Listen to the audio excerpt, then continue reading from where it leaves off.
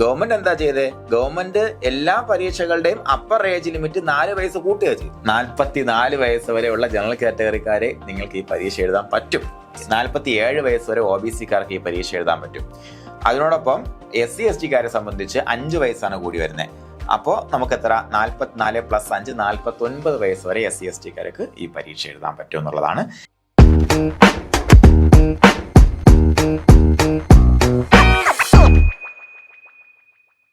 സഹകാരി raise പ്ലസിന്റെ എല്ലാ കൂട്ടുകാർക്കും നമ്മുടെ പുതിയൊരു പോഡ്കാസ്റ്റ് എപ്പിസോഡിലേക്ക് സ്വാഗതം. അപ്പൊ നമ്മുടെ കൂടെ ശ്യാം സാർ ഉണ്ട്. ഇപ്പൊ JC കേരള ബാങ്കിന് ഇപ്പോ എക്സാം കഴിഞ്ഞു, ഇപ്പോ അതിന്റെ അപ്പോയിന്റ്മെന്റ് കാര്യങ്ങളൊക്കെ നടന്ന് തുടങ്ങിയിട്ടേ ഉള്ളൂ. അപ്പൊ നമ്മൾ എന്തായാലും കുട്ടികൾ കൂടുതലായിട്ടും ചോദിക്കുന്നത് അടുത്ത JC എപ്പോഴാണ്, അടുത്ത കേരള ബാങ്ക് എപ്പോഴാണ് എന്നുള്ളതാണ്. പക്ഷെ അതിനു മുന്നേ നമുക്ക് ഒരുപാട് ഓപ്ഷൻസ് ഉണ്ട് എന്നുള്ള കാര്യങ്ങൾ അവര് അധികം അതിനെക്കുറിച്ച് അവെയർ അല്ല കുട്ടികൾ. അപ്പൊ ഇപ്പൊ അപ്പെക്സ് LD വന്നിട്ടുണ്ട്.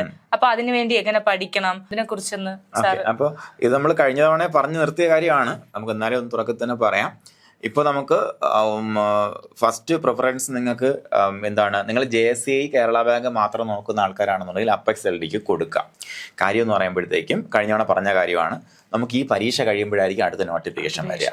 അപ്പോഴത്തേക്കും നമ്മൾ നമ്മുടെ യൂണിവേഴ്സിറ്റി ടെക്സ്റ്റ് ബുക്ക് വെച്ചുകൊണ്ട് എന്തായിരിക്കും കോർപ്പറേഷനും കോർപ്പറേറ്റ് ലോ അതുപോലെ IT ആൻഡ് സൈബർ ലോ ഇങ്ങനെയുള്ള ഒരു 60 മാർക്കിന്റെ ഏരിയ നിങ്ങൾ കവർ ചെയ്ത് കഴിയും. അപ്പോൾ അതുകൊണ്ട് ഫസ്റ്റ് സ്റ്റെപ്പ് എന്നുള്ള നിലയ്ക്ക് നിങ്ങൾക്ക് എന്ത് ചെയ്യാം? ഇതിലോട്ട് പോകാം. ഇപ്പോഴ് തൽക്കാലത്തേക്ക് നമ്മുടെ കേരള ബാങ്ക് അതുപോലെ JSCI ആണ് ഞാൻ പഠിക്കുന്നത്. മറ്റ് ആ നോട്ടിഫിക്കേഷൻ ലോങ് ടേം പക്ഷെ അതെല്ലാം മറന്നേക്കെന്നാണ് എനിക്ക് പറയാനുള്ളത്. സാർ അതുപോലെ തന്നെ മറ്റൊരു ചോദ്യമാണ്, നമ്മുടെ ഇപ്പൊ PSCയിൽ ഏജ് ലിമിറ്റ്, എക്സാംസിന്റെ ഏജ് ലിമിറ്റിൽ ഇപ്പോൾ പുതിയതായിട്ടൊരു അപ്ഡേഷൻ വന്നിട്ടുണ്ട്. അപ്പൊ നമ്മുടെ ഇപ്പൊ പരീക്ഷകൾ, അതായത് നമ്മുടെ കോപ്പറേറ്റീവ് സെക്ടറുമായിട്ട് ബന്ധപ്പെട്ട് ഇപ്പൊ അപ്പെക്സ് LD ആയാലും അതുപോലുള്ള എക്സാംസിനൊക്കെ ഏറ്റവും കൂടുതൽ ഏജ് വ്യത്യാസം ഉള്ളതാണ്. അപ്പൊ അതിന് ഈ ഒരു ലിമിറ്റ് അതിനെ ബാധിക്കോ സാർ? അതെങ്ങനെയാണ്? ഒരുപാട് പേര് ചോദിക്കുന്ന ക്വസ്റ്റ്യൻ ആണ് ഈ ക്വസ്റ്റ്യൻ എന്ന് പറയുമ്പോൾ. വെബിനാറിൽ നമ്മൾ ഇതിന്റെ ഉത്തരം പറഞ്ഞ് മടുത്ത കേസാണ്, പിന്നെ ചോദിക്കും. അപ്പോൾ ശരിക്കും പറഞ്ഞാൽ നമ്മുടെ ഒരു കുട്ടി തന്നെയാണ് നമുക്ക് ഇതിന്റെ ഒരു വിവരാശം വെച്ച് എടുത്തിട്ടുള്ളത്. നമ്മുടെ വെബിനാറിൽ തന്നെ കിട്ടിയ ഇൻഫർമേഷൻ ആണ്. അപ്പോൾ ഇത്രയേ ഉള്ളൂടാ. നമുക്കെന്ന് പറയുമ്പോഴത്തേക്കും ഈ സഹകരണ മേഖലയിൽ പഠിച്ച കുട്ടികൾക്ക് മാത്രമേ 40 വയസ്സ് വരെ PSC പരീക്ഷ എഴുതാൻ വേണ്ടിയിട്ടുള്ള, അല്ലെങ്കിൽ ടീച്ചിങ് എക്സാം ആയിരിക്കണം. അങ്ങനെയുള്ള ചില പരീക്ഷകളിൽ മാത്രമേ 40 വയസ്സ് വരെ പണ്ട് അവസരം ഉണ്ടായിരുന്നുള്ളൂ. അതുപോലെ നമുക്ക് കോപ്പറേറ്റീവ് ഇൻസ്പെക്ടർ 37 വയസ്സ് വരെ എഴുതാം. അങ്ങനെയുള്ള കുറെ ഗുണങ്ങൾ നമ്മുടെ ഈ സഹകരണ മേഖലയിൽ പഠിക്കുന്ന പിള്ളേർക്കുണ്ട്. അപ്പോൾ ഗവൺമെന്റ് എന്താ ചെയ്തത്? ഗവൺമെന്റ് എല്ലാ പരീക്ഷകളുടെയും അപ്പർ ഏജ് ലിമിറ്റ് 4 വയസ്സ് കൂട്ടുക ചെയ്തു. അപ്പൊ നോർമലി നമുക്ക് ഈ PSCയിൽ വന്നിട്ടുള്ള അപ്ഡേഷൻ വെച്ചിട്ട് 36, 40, 40, 43, അതുപോലെ 43, 45 അങ്ങനെയാണ് വന്നിട്ടുള്ളത്. ഇപ്പോൾ നമുക്കിവിടെ ആണെങ്കിലോ, ഇവിടെ 40 വയസ്സ് വരെയാണ് എന്ത് വരുന്നത്? നമ്മുടെ അപ്പെക്സിൽ പരീക്ഷ എഴുതാൻ പറ്റുക പണ്ട്. അപ്പൊ ഓപ്പൺ കാറ്റഗറിക്ക് 40 വയസ്സ് വരെയായിരുന്നു. അപ്പൊ എന്ത് ചെയ്തു? ഗവൺമെന്റ് നമുക്ക് 4 വയസ്സ് കൂട്ടി തന്നു. 44 വയസ്സ് വരെയുള്ള ജനറൽ കാറ്റഗറിക്കാരെ നിങ്ങൾക്ക് ഈ പരീക്ഷ എഴുതാൻ പറ്റും എന്നുള്ളതാണ് ഇപ്പൊ നിലവിൽ കിട്ടുന്ന വിവരം. പിന്നെ OBC-കാർ വിഷമിക്കണ്ട, 44 + 3 അല്ലേ വരുന്നേ, അല്ലെ? 38 വയസ്സ് വരെ 3 ആണ്. അപ്പോഴത്തേക്ക് 44 3 കൂടെ കൂടുമ്പോഴത്തേക്ക് 47 വയസ്സ്. 47 വയസ്സ് വരെ OBC-കാർക്ക് ഈ പരീക്ഷ എഴുതാൻ പറ്റും. അതിനോടൊപ്പം SC ST-കാരെ സംബന്ധിച്ച് 5 വയസ്സാണ് കൂടി വരുന്നത്. അപ്പോൾ നമുക്ക് എത്ര? 44 + 5 49 വയസ്സ് വരെ SC ST-കാർക്ക് ഈ പരീക്ഷ എഴുതാൻ പറ്റും എന്നുള്ളതാണ് നിലവിൽ കിട്ടുന്ന വിവരം. അപ്പൊ അതുകൊണ്ട് ഇനി ആ കാര്യത്തിൽ ഇനി ക്വസ്റ്റ്യൻ വേണ്ട തൽക്കാലം. അതുപോലെ സാർ സിലബസിൽ വന്നിട്ടുള്ള ഇപ്പോഴത്തെ പുതിയ അപ്ഡേറ്റ് വ്യത്യാസങ്ങൾ അപ്പൊ നമ്മൾ കഴിഞ്ഞ പോഡ്കാസ്റ്റിൽ പറഞ്ഞതാണ്. എന്നാലും അത് കുട്ടികൾക്കൊന്ന് ഒന്നുകൂടെ ഒന്ന് ക്ലാരിഫൈ ചെയ്ത് കൊടുക്കാമോ? അത് നിരന്തരം ക്വസ്റ്റ്യൻസ് വന്നുകൊണ്ടിരിക്കുന്ന ഒരു കാര്യം. അപ്പോൾ സിലബസ് എന്ന് പറയുമ്പോഴത്തേക്കും ഞാൻ നേരത്തെ പറഞ്ഞ പോലെ 2023 കേരള ലാസ്റ്റ് അപ്പെക്സ് LD നടക്കുക. അപ്പോൾ അതിന്റെ സിലബസ് ആണ് ഞാൻ ഈ പറയാൻ വേണ്ടി പോകുന്നത്. അപ്പോൾ അതിനകത്ത് പ്രധാനമായിട്ടും ആദ്യ ഭാഗങ്ങളിൽ വരുന്നത് കോർപ്പറേഷനും കോർപ്പറേറ്റീവ് ലോയും കൂടെ മിക്സ് ചെയ്തിട്ടുള്ള 10 മൊഡ്യൂളുകളാണ്. അതിനകത്ത് ഓഡിറ്റിംഗ് അടക്കമുള്ള, അതുപോലെ ഡിസൊല്യൂഷൻ, എല്ലാ കാര്യങ്ങളും, സെറ്റിൽമെന്റ് ഓഫ് ഡിസ്പ്യൂട്ട്സ് എല്ലാം വരുന്നുണ്ട്. നമുക്ക് മറ്റുള്ള മേഖലകളിൽ PSCക്ക് പഠിക്കാൻ പോകണം. അങ്ങനെയുള്ള 10 മൊഡ്യൂൾസാണ് ആദ്യം വരിക. പിന്നെ വരുന്നത് നമുക്ക് IT ആൻഡ് സൈബർ ലോയുടെ ഒരു മൊഡ്യൂളാണ്, IT ആൻഡ് സൈബർ ലോ. അത് നമുക്ക് 10 മാർക്കിനാണ്. ഇത് നമുക്ക് JSCIക്കും കേരള ബാങ്കിനും കോമൺ ആയിട്ട് വരുന്നതാണ്. അതിനോടൊപ്പം ഈ ആദ്യം പറഞ്ഞ കോർപ്പറേഷനും കോർപ്പറേറ്റ് ലോയും JSCIക്കും കേരള ബാങ്കിനും കോമൺ ആയിട്ട് വരുന്ന ടോപ്പിക് തന്നെയാണ്. അപ്പോൾ പിന്നെ എന്താ JSCIക്കും കേരള ബാങ്കിനും വരിക? 40 മാർക്കിന്റെ ബാങ്കിങ് ആണ്. ഇപ്പൊ ഇവിടെ നമുക്ക് 40 മാർക്കിന്റെ ബാങ്കിങ് ഇല്ല എന്നുള്ളതാണ് അതിന്റെ മറ്റൊരു പ്രത്യേകത ഇപ്പൊ നിലവിലുള്ള സിലബസ് പ്രകാരം. അപ്പോൾ ഇനി വരുന്നതെന്ന് വെച്ച് കഴിഞ്ഞാൽ നമുക്ക് 10 മാർക്കിന്റെ ഇംഗ്ലീഷ് വരുന്നുണ്ട്. ഇംഗ്ലീഷിനകത്ത് ഗ്രാമറും വരുന്നുണ്ട്, അതിനോടൊപ്പം വൊക്കാബുലറിയും വരുന്നുണ്ട്. ഇത് നമ്മൾ CSEB കവർ ചെയ്യുന്നതാണ്. CSEB കവർ ചെയ്യുന്നതാണ്. പിന്നെ വരുന്നത് നമുക്ക് GK ആണ്. അപ്പോൾ 10 മാർക്കിന്റെ GK എന്ന് പറയുമ്പോഴത്തേക്ക് ഒരിക്കലും നിങ്ങൾ CSEB GK ആയിട്ട് എന്ത് ചെയ്യരുത്, കമ്പയർ ചെയ്ത് വയ്ക്കരുത്. കാര്യം എന്ന് പറയുമ്പോൾ CSEB GK എന്ന് പറയുമ്പോൾ സിലബസ് ഇപ്പൊ തന്നിട്ടുണ്ട്, എന്നാലും കടൽ തന്നെയാണ് അല്ലേ. സിലബസ് കുറെ ഹെഡ് ഇങ്ങനെ കൊടുത്തിട്ടുണ്ട്, കോൺസ്റ്റിറ്റ്യൂഷൻ, അതുപോലെ ഇന്ത്യൻ സ്വാതന്ത്ര്യ സമരം, അങ്ങനെ പറഞ്ഞിട്ടില്ല. അങ്ങനെയുള്ള ഒരു സിലബസ് ആണ് CSEB സിലബസ്. പക്ഷെ ഇവിടെ എന്ന് പറയുമ്പോഴത്തേക്കും നമുക്ക് കേരള റിനൈസൻസ് ആണ് പ്രധാനമായിട്ടുള്ളത്. അതിനോടൊപ്പം നമ്മുടെ കോൺസ്റ്റിറ്റ്യൂഷൻ ഉണ്ട്, പിന്നെ നമ്മുടെ ലെജിസ്ലേറ്റീവ് ആയിട്ടുള്ള പ്രോഗ്രാംസും ഉണ്ട്. അതെ, കുറച്ച് 2 മാർക്ക്, 1 മാർക്കിന്റെ കറണ്ട് അഫയേഴ്സ് ഉണ്ടായിരിക്കും. ഇത്രയാണ് നമ്മുടെ GK ഭാഗം വരിക. എന്നാൽ ഇത് നമുക്ക് എവിടെ ഉപയോഗപ്പെടും? CSEB ഉപയോഗപ്പെടുന്ന പറയാൻ പറ്റില്ല, പക്ഷെ അതാണ് പറഞ്ഞിരിക്കുന്നത്. അപ്പൊ ഇത്രയാണ് നമ്മുടെ നിലവിലത്തെ സിലബസ്. അപ്പൊ സാർ, നമ്മുടെ സിലബസിൽ എന്തെങ്കിലും മാറ്റം, ചേഞ്ചസ് എന്തെങ്കിലും വരുമോ? അത് കുട്ടികൾ ചോദിക്കുന്ന ഒരു സംശയമാണ്. നമ്മുടെ JCI കേരള ബാങ്കിന്റെ സിലബസിന് സെയിം ആയിട്ടുള്ള സിലബസ് വരാനുള്ള ചാൻസ് ഉണ്ടോ സാർ? അത് കുട്ടികളുടെ ചോദ്യത്തിൽ കഴമ്പുള്ള ഒരു ക്വസ്റ്റ്യൻ ആണ് കേട്ടോ. കാര്യം എന്ന് പറയുമ്പോഴത്തേക്കും നമുക്ക് ഈ കേരള ബാങ്കിന് കഴിഞ്ഞ തവണ ഈ പരീക്ഷ വിളിക്കുന്ന സമയത്ത് നമ്മളൊരു പ്രതീക്ഷ ഉണ്ടായിരുന്നു, ഒരു പക്ഷേ ഇനി അപ്പെക്സിന്റെ സിലബസ് വിട്ടുകൂടായില്ല എന്നുള്ള കാര്യത്തിൽ. അതെ, കാരണം എന്ന് പറയുമ്പോൾ കേരള ബാങ്ക് ഒരു അപ്പെക്സ് ബാങ്കാണ്. മാത്രമല്ല അവിടെ ഈ പറഞ്ഞ അതാണ് ഒരു പ്രത്യേകത എന്ന് പറയുമ്പോഴത്തേക്ക് അപ്പെക്സ് സ്ഥാപനമാണ്.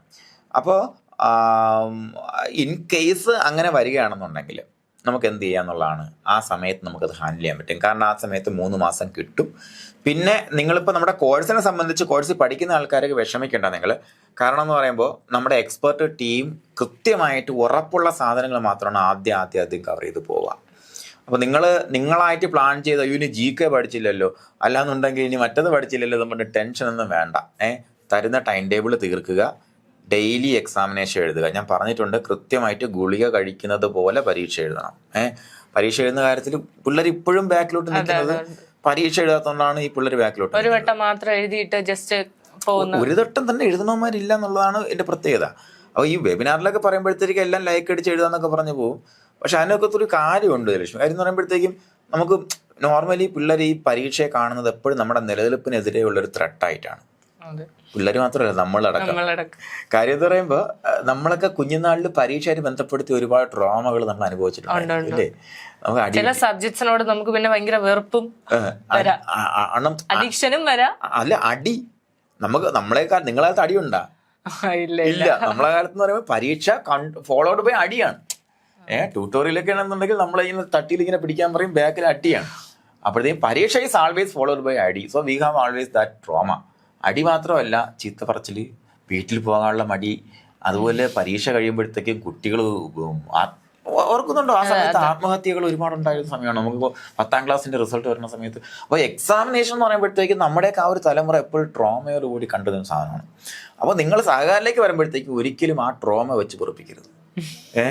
അത് ജയലക്ഷ്മിക്കൊക്കെ അറിയാം, കഴിഞ്ഞ ബാച്ചുകളിലുള്ള പെർഫോമൻസ് വെച്ച് അറിയാം. ഈ ട്രോമയെ നിങ്ങൾ എപ്പോൾ അതിജീവിക്കുന്നുവോ, പരീക്ഷ എഴുതൽ ഹരമാക്കുന്നത് എപ്പോഴാണോ അപ്പോഴായിരിക്കും നിങ്ങളിലുള്ള ശരിക്കുള്ള നിങ്ങളെ കാണാൻ പറ്റുക അല്ലേ. നമുക്ക് ഈ പരീക്ഷ എന്ന് പറയുന്നത് ഒരു പഠന പ്രവർത്തനം മാത്രമാണ്. നിങ്ങൾ ഒരു ഒറ്റ കാര്യം ചെയ്താൽ ഒരു പരീക്ഷ 10 തവണ എഴുതി നോക്കണം. ഒറ്റ പരീക്ഷ നിങ്ങൾ വേറെ ഒന്നും ചെയ്യേണ്ട. ഞാൻ പറഞ്ഞ തെറ്റാണെങ്കിൽ ഏതെങ്കിലും ഒരു ക്ലാസ്സിന്റെ പരീക്ഷ നിങ്ങൾ വലുതായിട്ട് പഠിക്കുന്ന വേണ്ട, ജസ്റ്റ് ഒന്ന് നോട്ടൊക്കെ നോക്കിയിട്ട് ഒരു പരീക്ഷ 10 തവണ എഴുതി നോക്കണം. പെട്ടെന്ന് എഴുതാം അല്ലേ. ഒരു തവണ എഴുതി കഴിഞ്ഞാൽ 2ാം തവണ 3ാം തവണ പെട്ടെന്ന് എഴുതാം. അതൊരു അല്ലെങ്കിൽ 20 തവണ എഴുതി നോക്ക്, ചുമ്മാ ഒരു ടെസ്റ്റ് എന്ന നിലയ്ക്ക്. അപ്പോഴത്തേക്ക് നിങ്ങൾക്ക് മനസ്സിലാവും പരീക്ഷ എഴുതുമ്പോഴുള്ള ലഹരി എന്താണെന്നുള്ള കാര്യം. നമ്മൾ ആ ക്വസ്റ്റ്യനുമായിട്ട് അങ്ങ് പരിചയപ്പെടാം. പിന്നെ നമ്മൾ എവിടെ ആ ക്വസ്റ്റ്യൻ കണ്ടാലും നമുക്ക് ആൻസർ ഓപ്ഷൻ പോലും സത്യം പറഞ്ഞാൽ ചെക്ക് ചെയ്യേണ്ട ആവശ്യം വരൂല. ആ പോയിന്റ് നമ്മളെ തലയങ്ങ് ആവുകയാണ്. അപ്പൊ അത് അത്രയും എഫക്റ്റീവായ സ്ട്രാറ്റജി എക്സാമിനേഷൻ എഴുതിയുള്ള റിവിഷൻ എന്ന് പറയുമ്പോൾ. അതുകൊണ്ടാണ് നമ്മൾ ഈ റിവേഴ്സ് റിവിഷൻ ഇത്രയും സപ്പോർട്ട് ചെയ്യുന്നതും. നമുക്ക് ഇതേപോലെ റിസൾട്ട് കഴിഞ്ഞ JCI first rank, Kerala bank first rank, ഇപ്പോൾ CSEBകളിലൊക്കെ വരുന്ന 3 റാങ്ക് വരുമ്പോൾ 2 സഹകാരിയുടെ പിള്ളേരാണ്. അപ്പോൾ അങ്ങനെ റാങ്ക് വരുന്നതിന്റെ കാരണം എന്ന് പറയുമ്പോഴത്തേക്കും പിള്ളേർ ഒന്നീ ട്രോമയെ മാറ്റി, പിള്ളേർ എന്നിട്ട് ഫൈറ്റ് ചെയ്യാൻ തയ്യാറായി. ഫൈറ്റ് ചെയ്യുന്നത് പിള്ളേർക്ക് ഹരമാണ്. അപ്പൊ ഇത്തരത്തിൽ നിങ്ങൾ മാറി വന്നു കഴിഞ്ഞാലേ സംഭവം വർക്കൗട്ട് ആവുള്ളൂ. ഞാൻ എടുത്ത് ഓർമ്മിപ്പിക്കണം ഈ പ്രായത്തോടെ. നമുക്ക് സിലബസ് മാറി വന്നാലും ഒന്നുകൊണ്ട് പേടിക്കേണ്ട, സഹകാരി കൂടെ ഉണ്ട്, സാറ് തരുന്ന ഉറപ്പാണ്. അതുപോലെ ഞാൻ പറഞ്ഞ പോലെ നമുക്ക് അത് പ്രയോറിറ്റൈസ് ചെയ്തേ നിങ്ങൾക്ക് തരത്തുള്ളൂ സാധനങ്ങൾ. നിങ്ങൾ അത് തരുന്ന സാധനം പഠിക്കുക, പരീക്ഷ എഴുതുക, വീക്കിലി എക്സാം. തരുന്നത് പഠിക്കാതെ ഇനിയിപ്പോൾ സാർ അത് തന്നില്ല ഇത് തന്നില്ല എന്ന് പറഞ്ഞിട്ട് വർത്താനം പറയാറില്ല. പക്ഷെ പറയണം, നമ്മൾ തരുന്നതിലോ അല്ലെങ്കിൽ ഇവിടുത്തെ എന്തെങ്കിലും ആക്ടിവിറ്റീസിലോ മെൻറ്റേഴ്സിൻ്റെ ആക്ടിവിറ്റീസിലോ എന്തെങ്കിലും പ്രശ്നം ഉണ്ടെങ്കിൽ നിങ്ങൾ എല്ലാം കൊണ്ടും പറയണം. കാരണം ഇതുവരെ 5 വർഷമായിട്ട് നിങ്ങൾക്ക് അറിയാവുന്ന കാര്യമാണ്. നമ്മൾ കുട്ടികളുമായിട്ട് അത്രയും മിങ്കിളായിട്ട് നിൽക്കുന്ന ഒരു ഇൻസ്റ്റിറ്റ്യൂഷനാണ്. അപ്പോൾ അതുകൊണ്ടാണ് നമുക്ക് അത്രയും മുന്നോട്ട് വരാൻ പറ്റിയിട്ടുള്ളത്. നിങ്ങളാണ് നമ്മുടെ ശക്തി എന്ന് പറയുമ്പോഴത്തേക്കും ഇത്തവണ നമ്മളൊരു വാക്ക് പറയാൻ ആഗ്രഹിക്കുകയാണ്. ജയലക്ഷ്മി പറയട്ടെ.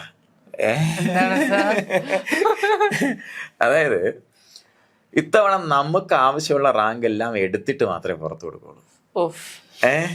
ആദ്യ 10 എന്ന് പറയുമ്പോഴത്തേക്കും 10 വേണമെന്നുള്ള ആഗ്രഹത്തിലാണ് നിൽക്കുന്നത്. കഴിഞ്ഞതിനൊക്കെ നമുക്ക് ഇപ്പൊ അടുത്തിലൊക്കെ 10 7 വന്നു, പലതിൽ 10 8 വന്നുണ്ട്. അടുത്തിടെ ലൈഫ് സ്റ്റോക്ക് ഇൻസ്പെക്ടറിന്റെ ഒരു റിസൾട്ട് വന്നതിലും പാലക്കാട് ജില്ലയിൽ 28-ൽ 26 നമ്മുടെ കുട്ടികളാണ്. അപ്പോൾ അങ്ങനെയൊക്കെ വരുന്നുണ്ട്. അപ്പോൾ 100 out of 100 അടിക്കുക എന്നുള്ള കോൺഫിഡൻസ് ആണ് നിൽക്കുന്നത്. PSC പരീക്ഷയ്ക്ക് 100 out of 100 ഇച്ചിരി കൂടുതലല്ലേ? കൂടുതൽ നമ്മൾ കുന്നോളം നമ്മൾ സ്വപ്നം കണ്ടാലും നമുക്ക് ഇല്ലോളം കിട്ടോളൂ. അത് ശരിയാണ്. ഓക്കെ, അപ്പൊ അതുകൊണ്ട് നിങ്ങളാണ് ആ ചെയ്തു തരേണ്ടത്. ആ ആഗ്രഹം സഫലമാക്കി തരേണ്ട ആൾക്കാർ നിങ്ങളാണ്. നിങ്ങൾ കട്ടയ്ക്ക് നിൽക്കുക, ഒരു ടീമായിട്ട് നിൽക്കുക, നമുക്ക് ഒരുമിച്ച് മുന്നോട്ട് പോകാം. ഈ അപ്പെക്സുകളുടെയും നമുക്ക് നിങ്ങളുടെ ഭാവി ഉറപ്പിക്കുന്ന തരത്തിലൊരു ഓപ്പർച്യൂണിറ്റി ആയിട്ട് മാറ്റാം. അപ്പൊ അടുത്ത എപ്പിസോഡിൽ കാണാം അല്ലേ?